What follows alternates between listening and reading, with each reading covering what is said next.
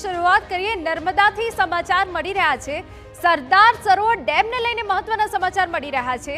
ડેમની સપાટી ફરી 136 મીટરને પાર પહોંચી હોવાની વિગત છે। સિઝનમાં બીજી વાર ડેમની સપાટી 136 મીટરને પાર થઈ ગઈ છે।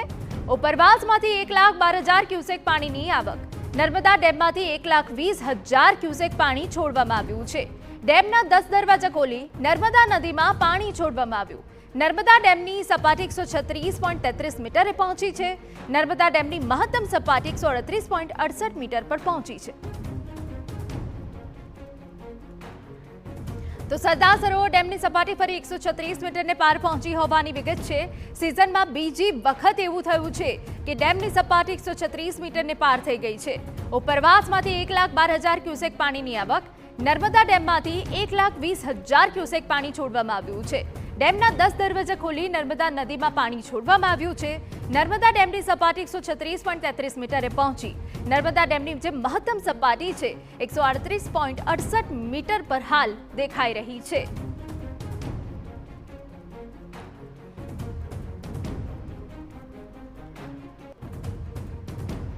તો સરદાર સરોવર ડેમની જે સપાટી છે ફરી 136 મીટરને પાર પહોંચી ગઈ છે। અને આપને જણાવી દઈએ કે સિઝનમાં બીજી વખત એવું થયું છે કે 136 મીટરને પાર ગઈ છે।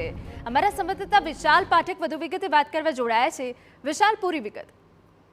જી, નર્મદા ડેમની જળ સપાટી બીજી વખત આ વર્ષે 136 મીટરે પહોંચી છે અને આ ઉપરવાસમાંથી પાણીની આવક પણ અત્યારે 1,12,740 ક્યુસેક થઈ રહી છે, જેને કારણે નર્મદા ડેમના ફરી 10 દરવાજા ખોલવામાં આવ્યા છે અને 10 દરવાજામાંથી 1,20,000 ક્યુસેક પાણી નદીમાં છોડવામાં આવી રહ્યું છે। જો વાત કરીએ તો આ વર્ષે નર્મદા ડેમના 23 દરવાજા પણ ખોલવામાં આવ્યા હતા અને તેમાંથી પણ પાણી છોડવામાં આવ્યું હતું। એટલે જે આવનારો સમય છે તે ગુજરાત માટે એક સારા સમાચાર પણ કહી શકાય, કારણ કે પાણીની આવક થતાં નર્મદા ડેમ ભરપૂર થવાની તૈયારીમાં છે। હવે થોડાક જ દિવસો બાકી છે ત્યારે આ નર્મદા ડેમ સંપૂર્ણ ભરાશે અને ગુજરાત માટે પાણી માટે પણ સારા સમાચાર છે।